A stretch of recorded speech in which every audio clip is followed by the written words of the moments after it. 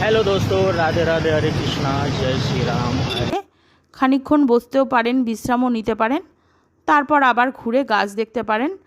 মানে যারা গাছ কিনতে যাবেন অর্থাৎ গ্রাহক যারা, তাদের জন্য কিন্তু একটা সুন্দর মানে বসার ব্যবস্থাও ওনারা রেখেছেন।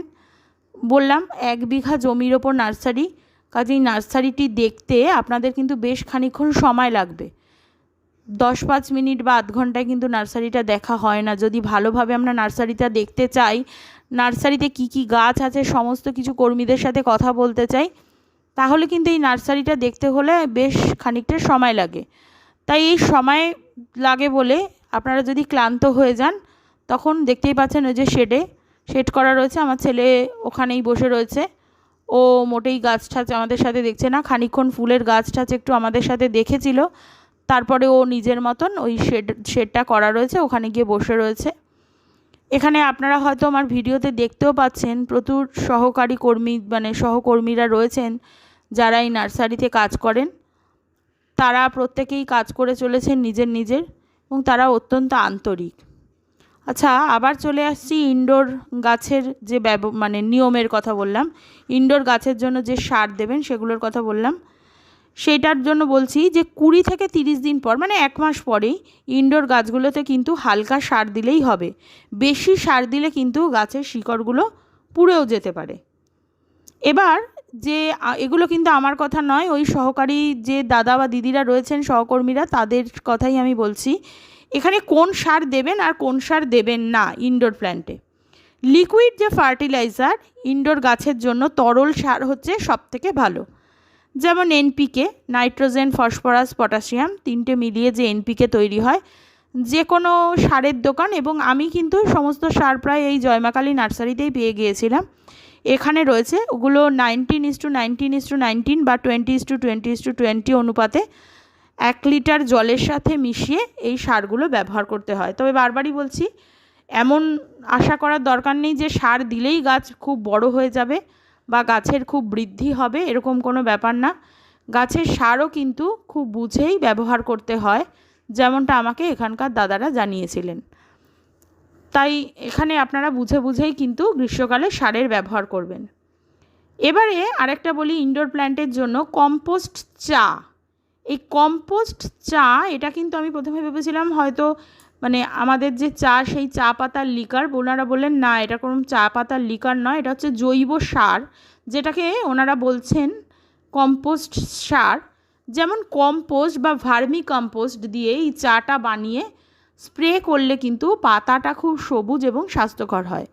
যেহেতু ইনডোর প্ল্যান্টটা মূলত পাতারই গাছ, মানে লিফ রিলেটেডই গাছ, কারণ ওখানে তো ইনডোর প্ল্যান্টে তো খুব একটা ফুল আমরা দেখতে পাই না, তাই যেহেতু ওখানে সবুজ পাতারই দরকার, সেই সবুজ পাতার গাছই কিন্তু আপনারা এখানে পাবেন। সেই জন্য এই পাতাগুলোকে যাতে সবুজ এবং স্বাস্থ্যকর রাখা যায়, সেই জন্য এই যে কম্পোস্ট চাটা, সেটা আপনারা ব্যবহার করতে পারেন। আরেকবার রিপিট করছি, সেই চাটা আপনারা বানাবেন কম্পোস্ট বা ভার্মি কম্পোস্ট দিয়ে।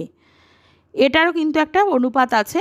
ধরুন 1 লিটার জলে 2 থেকে 3 চামচ ভার্মি কম্পোস্ট দিয়ে এটা চা বানিয়ে স্প্রে করলে কিন্তু ইনডোর গাছগুলো, এটা কিন্তু আমি বারবার বলছি আমি ইনডোর গাছের সারের কথা বলছি, ইনডোর গাছগুলো কিন্তু খুব ভালো থাকে, সুস্থ থাকে আর কি। ইনডোর গাছগুলোর মধ্যে আপনারা যদি এই ভার্মি কম্পোস্টটা দিয়ে দেন, চাটা বানিয়ে স্প্রে করেন, তাহলে কিন্তু এটা খুবই ভালো থাকবে, স্বাস্থ্যকর থাকবে এবং সবুজ থাকবে। এবং ইনডোর গাছগুলো আগেও বলেছি, ইনডোর গাছ যদি আপনি ঘরে লাগান, তাহলে আপনার ঘরে অক্সিজেনের সরবরাহ করবে, অক্সিজেনটা ভালো মাত্রায় থাকবে এবং আপনার ঘরের শীতলতাও বজায় থাকবে। এবার পটাশযুক্ত সার। গ্রীষ্মে গাছের শক্তি ধরে রাখার জন্য পটাশ দেওয়া যেতে পারে, যা গাছের রুট সিস্টেমটাকে শক্ত করে। গাছটা কিন্তু হেলে পড়ে যাবে না, গাছের রুটটা খুব ভালো থাকবে। আর গাছের রুট যদি ভালো থাকে তাহলে গাছের বৃদ্ধি ভালো হবে, এটা তো আমরা মোটামুটি সবাই জানি। সেই জন্য এই রুট সিস্টেমটাকে বজায় রাখার জন্য পটাশযুক্ত সার, যেই সমস্ত সারে পটাশ রয়েছে, সেই সমস্ত সার আপনারা ব্যবহার করতে পারেন। এই পটাশযুক্ত সার বা পটাশ কিন্তু আপনারা বাড়িতেও তৈরি করে নিতে পারেন। আপনারা কিন্তু কি বলবো, এটা হোম বেসেও কিন্তু আপনারা এই পটাশ ব্যবহার করতে পারেন। যেমন কলার খোসায় কিন্তু প্রচুর পরিমাণে পটাশ থাকে।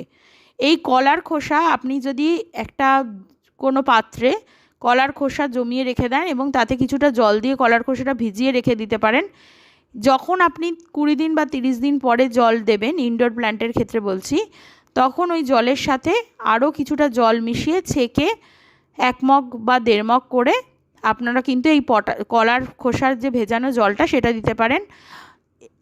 এছাড়াও আরেকটা কাজ করতে পারেন, কলার খোসাটাকে কিন্তু আপনারা শুকিয়েও রেখে দিতে পারেন। এই শুকনো কলার খোসা গুঁড়িয়ে দিলেও কিন্তু প্রচুর ভালো পটাশের কাজ করে।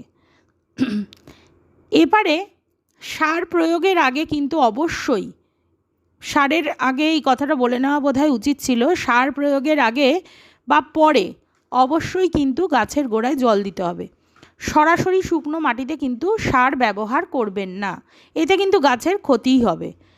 তরল সার, যেটা আমি বললাম লিকুইড সার, যেমন বললাম এনপিকে, যখন এই তরল সারগুলো ব্যবহার করবেন তখন অবশ্যই পাতার নিচে তরল সারটাকে স্প্রে করতে হবে। যদিও সরাসরি পাতার ওপরে স্প্রে করে দেন তাহলে অনেক সময় কি হয়, পাতার ওপরটা জ্বলে যায় বা পুড়ে যায়, পাতাটা নষ্ট হয়ে যায়। তাই পাতার নিচের দিকে ধরে ধরে এগুলোকে স্প্রে করতে হবে। আপনারা কিন্তু চাইলে বাড়িতেও প্রচুর পরিমাণে জৈব সার তৈরি করে নিতে পারেন। সব সময় যে বাজার চলতি সারই গাছে ব্যবহার করতে হবে তা কিন্তু নয়। প্রচুর জৈব সার আপনারা বাড়িতেই তৈরি করে নিতে পারেন, কারণ বাড়ির যে সব কিছু উপাদান রয়েছে সেগুলো দিয়ে আমরা অনায়াসে জৈব সার তৈরি করে নিতে পারি। যেমন কলার খোসা, প্রথমেই বললাম এটা পটাশ বৃদ্ধি করে গাছে। এছাড়া ডিমের খোসা, কাঁচা ডিমের খোসা, সেদ্ধ ডিমের খোসা দিলে কিন্তু হবে না, যে কাঁচা ডিমের খোসা সেটা কিন্তু গাছে প্রচুর ক্যালসিয়াম বৃদ্ধি পায়। সেই ডিমের খোসাকে রেখে দিয়ে শুকনো করে সেটাকে গুঁড়িয়ে মাটির সাথে যদি মিশিয়ে দেন তাহলে কিন্তু গাছের ক্যালসিয়ামের যোগান দেয় গাছের মাটিতে। এছাড়া আমাদের যে ব্যবহার করা চা পাতা, আমরা যে চা পাতায় চা খাই, সেই চা পাতাগুলো যদি রেখে আমরা শুকনো করে গাছের মাটিতে ব্যবহার করি তাহলে মাইক্রোনিউট্রিয়েন্টের কাজ কিন্তু গাছের গোড়ায় আপনি করতেই পারেন।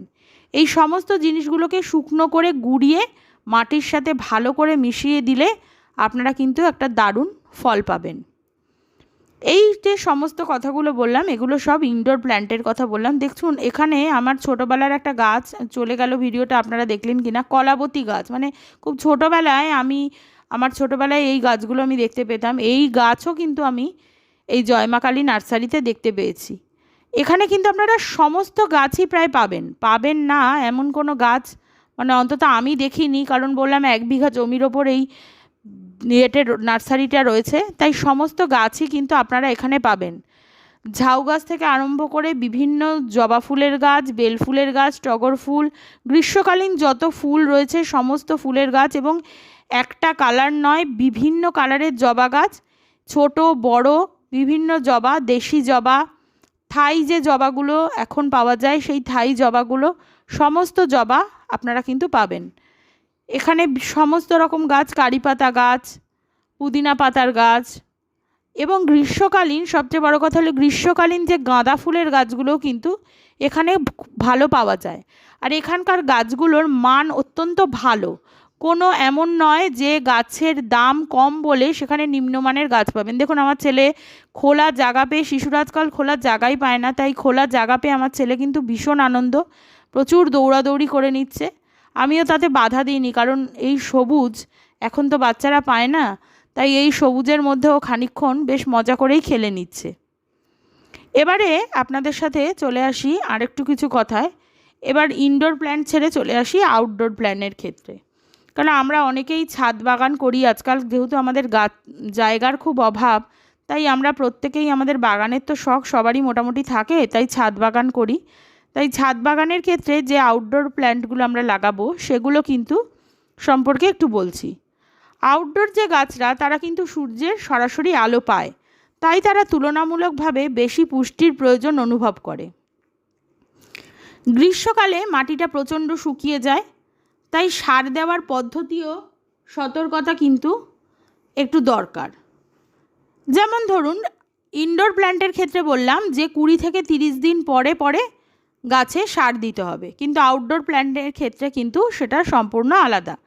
গ্রীষ্মকালে সকালে বিকেলের দিকে সার দেওয়া যেতে পারে, যখন সূর্য মাথার ওপরে থাকে না, মানে ধরুন ওই 7টা থেকে 8টার মধ্যে বা বিকেলে 4:30 5টা থেকে 6টার মধ্যে কিন্তু আপনারা অবশ্যই আউটডোর প্ল্যান্টে যেদিন যেদিন মনে করবেন যে সারের ব্যবহার করবেন সেদিন কিন্তু তখন ওই সারের ব্যবহারটা করতে হবে। কখনোই সূর্য মাথার ওপর উঠে যাওয়ার পরে কিন্তু সারের ব্যবহার করা যাবে না।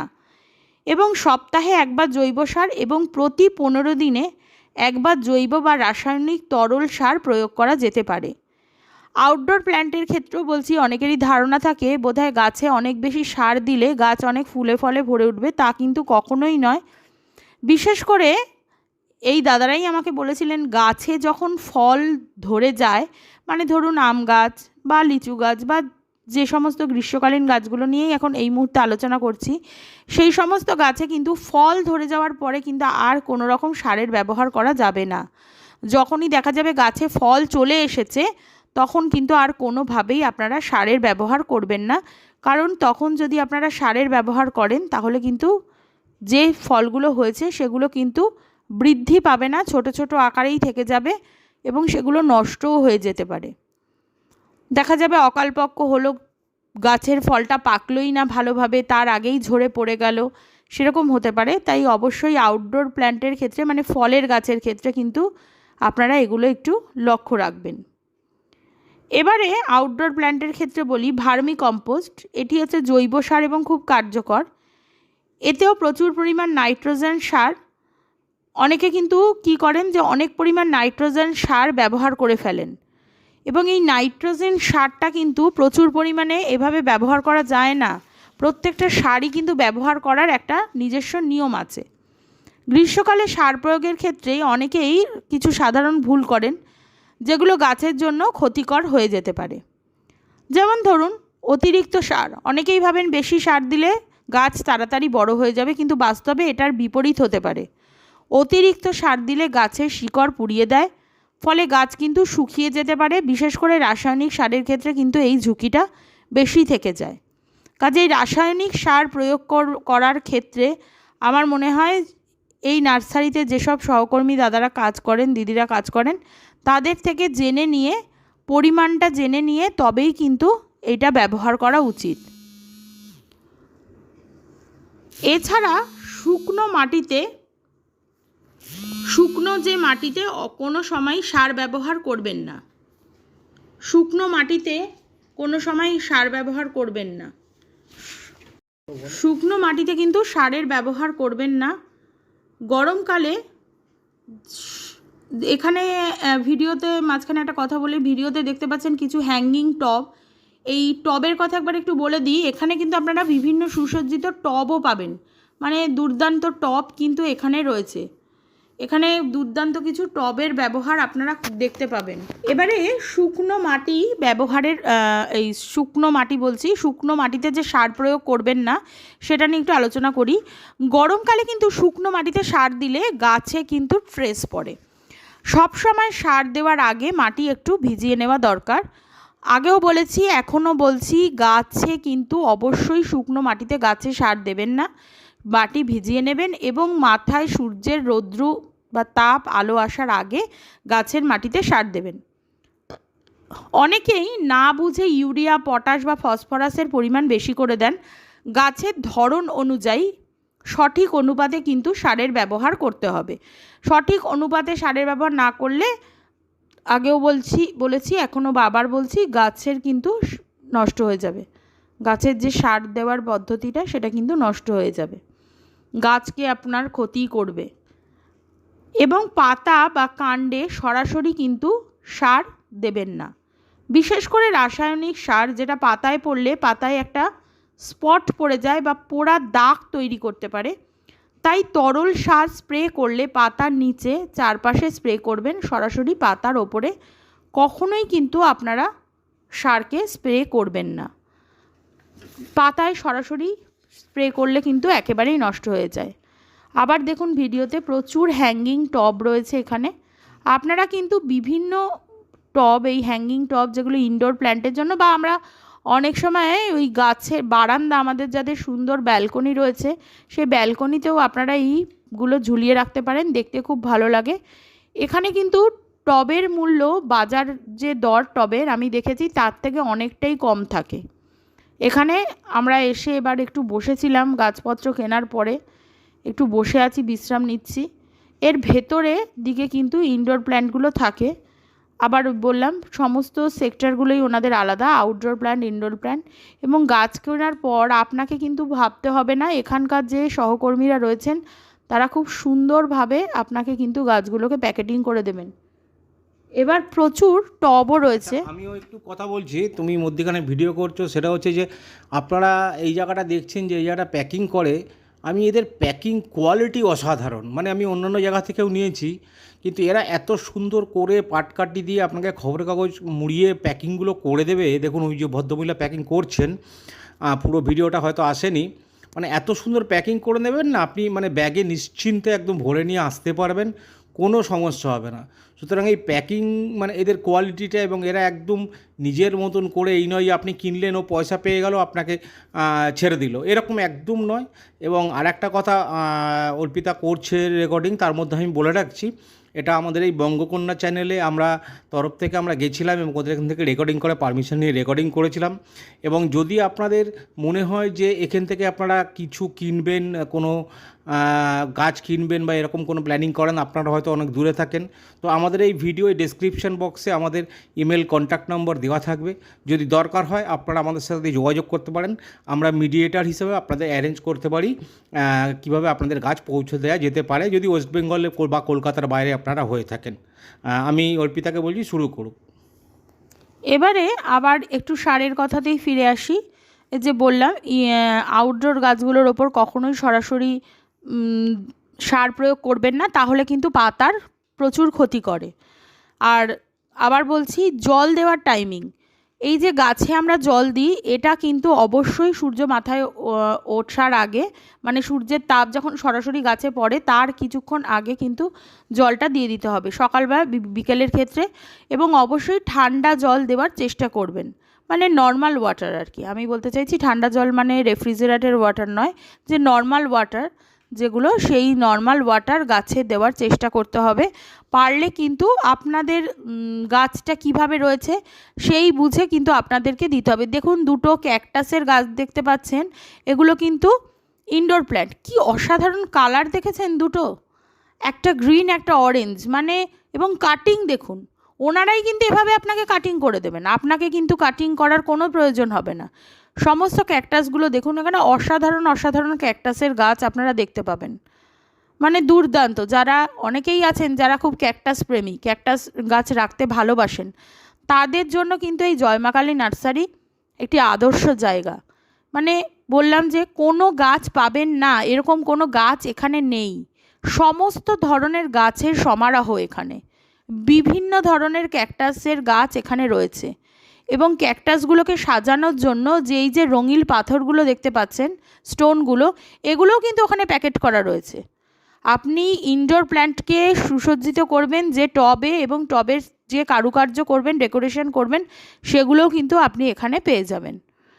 ভীষণ সুন্দর এখানকার ব্যবস্থা। সহকর্মীরা, যেটা আমার হাজব্যান্ড বললেন যে সহকর্মীরা অত্যন্ত ভালো। আপনারা যদি, ওরই কথা রিপিট করে বলছি, আপনারা যদি আমার এই চ্যানেলের মাধ্যমে কেউ কিনতে চান গাছগুলো, অবশ্যই আপনারা কিন্তু পেয়ে যাবেন, কোনো অসুবিধা হবে না। আমরা মিডিয়েটর হিসাবে কাজ করব। আমরা আপনাদেরকে ওয়েস্ট বেঙ্গল এবং ওয়েস্ট বেঙ্গলের বাইরে কিভাবে ডেলিভারি করানো যায় তার প্রচেষ্টাও আমরা অবশ্যই করব। এবারে আবার একবার ইনডোর প্ল্যান্টের ক্ষেত্রে চলে আসি, যেহেতু ইনডোর প্ল্যান্টের সেকশানে আমরা এখন রয়েছি। দেখতে পাচ্ছেন গাছের ওপরে ইনডোর প্ল্যান্টের ক্ষেত্রে কিন্তু এরমভাবে শেড দিয়ে রেখে দিয়েছেন।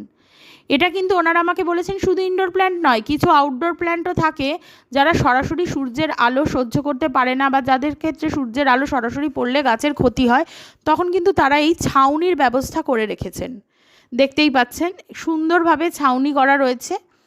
এবং সেই ক্ষেত্রেই বলছি আবার ইনডোর প্ল্যান্টের ক্ষেত্রে, ইনডোর যে প্ল্যান্টগুলো শুধু কিন্তু সারই যথেষ্ট নয়, এর ক্ষেত্রে কিন্তু বিশেষভাবে গ্রীষ্মকালে বিশেষভাবে এই ইনডোর প্ল্যান্টগুলোর কিন্তু খেয়াল রাখতে হবে, যাতে গরমেও এই গাছগুলো সতেজ থাকে। কারণ ইনডোর প্ল্যান্ট মানে তো এই নয় যে আমরা ইনডোর প্ল্যান্টগুলো আমাদের রুমে বা যেখানে এসি চলছে সেখানে এনে রাখবো, তা তো নয়।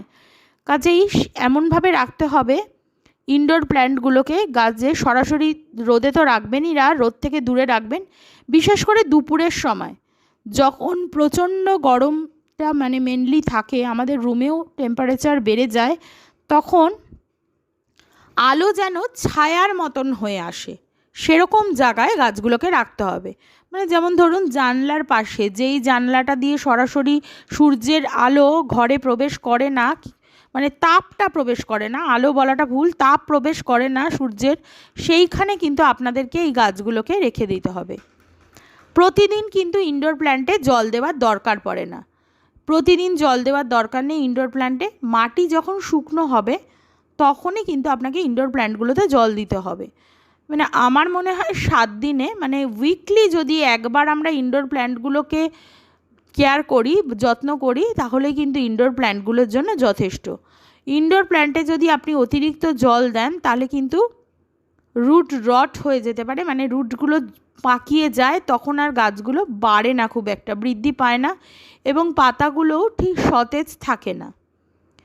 হিউমিডিটি বজায় রেখে, মানে গাছের গরমে বাতাসটা যেমন শুকনো হয়ে যায়, ফলে ইনডোর প্ল্যান্টে কিন্তু তখন ট্রেস পড়ে। তাই পাতায় হালকা করে স্প্রে করে দিতে পারেন, হালকাভাবে 2 দিন বা 1 দিন পর, 2 দিন পরপরই, 1 দিন পরপর বলবো না, যেহেতু ইনডোর প্ল্যান্টে জলের প্রয়োজন সেভাবে পড়ে না, তাই 2 দিন পরপর কিন্তু আপনারা হালকা করে স্প্রে করে দিতে পারেন। এবং পাশে ইনডোর প্ল্যান্টে যেখানে প্ল্যান্টটা রেখেছেন তার পাশে একটা জল ভর্তি পাত্র রেখে দিতে পারেন, তাতে কি হবে, হিউমিডিটিটা বজায় থাকবে। এটা কিন্তু ইনডোর প্ল্যান্টের ক্ষেত্রে বললাম। এবারে গাছের চারপাশে, মানে ইনডোর প্ল্যান্টের গাছের যে চারপাশ, সেখানে শুকনো পাতা বা নারকোলের ছোবড়া এগুলো কিন্তু বিছিয়ে রাখতে পারেন, তাতে মাটির জল শুকিয়ে যায় না এবং সারও ধুয়ে চলে যায় না। এক্ষেত্রে একটা কথা বলি, আউটডোর প্ল্যান্টের ক্ষেত্রেও কিন্তু মাটিটাকে শীতল রাখার জন্য, মাটিটা যেহেতু প্রচণ্ড গরম হয়ে যায়, মাটিটা কিন্তু শীতল রাখার জন্য আমরা কিন্তু আউটডোর প্ল্যান্টের ক্ষেত্রেও এই বিচুলি বা ছোবড়া এগুলো কিন্তু মাটিতে একটু একটু করে দিয়ে রাখতে পারি।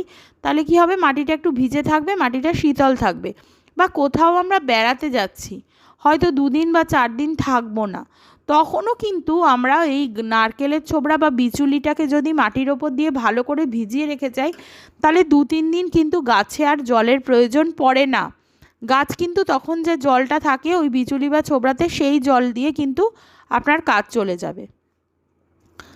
ছোট গাছগুলো, যেগুলো একদম ছোট গাছ থাকে, সেগুলো কিন্তু ছায়াদার ব্যবস্থা করতে হবে, মানে শেড নেট বা ছাউনি এগুলো দিতে হবে। এগুলো দিলে তবেই কিন্তু গাছটা ভালো থাকবে। গরমকালে কিন্তু গাছে প্রচণ্ড কীটপতঙ্গের উপদ্রব হয়, সেই জন্য নিম তেল, গার্লিক স্প্রে, এছাড়া একতারা এগুলো আপনারা ব্যবহার করতেই পারেন। এই সময় গাছে প্রচণ্ড পোকামাকড় হয়ে যায়, এই পোকামাকড়গুলো, মিলিবাগের উপদ্রব প্রচুর হয়। যতই আপনি মিলিবাগ নষ্ট করুন, মানে ফেলে দেওয়ার চেষ্টা করুন বা যা করুন, মিলিবাগ কিন্তু কিছুতেই নষ্ট হয় না। আর গাছে যদি একবার মিলিবাগ হয়ে যায়, সেই মিলিবাগ যদি আপনারা নষ্ট না করেন, সেই গাছ কিন্তু আপনার কিছুতেই বাড়বে না। এবং মিলিবাগ একটা গাছে হলে তার পাশাপাশি সব গাছগুলোতেই লক্ষ্য করে দেখবেন মিলিবাগ হয়ে যায়, এবং এই গরমেই কিন্তু এই মিলিবাগের উপদ্রব মারাত্মক হয় এবং গাছগুলো পুরো নষ্ট করে দেয়। ফুলের যে সাইজ সেটাও কিন্তু একেবারে নষ্ট হয়ে যায়, ফুলও কিন্তু একদম নষ্ট হয়ে যায়। সেই জন্য এই মিলিবাগের উপদ্রবকে রোধ করার জন্য আপনারা নিম তেল, গার্লিক স্প্রে, ট্রাইকোডার্মা বা একতারা এগুলো কিন্তু ব্যবহার করবেন। তবে অবশ্যই আবার বলি, এগুলো ব্যবহার করারও কিন্তু একটা নির্দিষ্ট উপাদান আছে, সেই অনুপাতেই কিন্তু এগুলোকে ব্যবহার করতে হবে।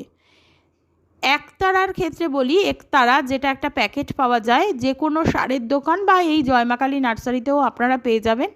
এই জয়মাকালী নার্সারিতেও আমি একতারা পেয়ে গেছিলাম। এটা কিন্তু 1 লিটার জলের মধ্যে একটা প্যাকেট একতারা মিশিয়ে আপনারা যদি স্প্রে করেন তাহলে কিন্তু এই মিলিবাগের উপদ্রবগুলো কমে যায়।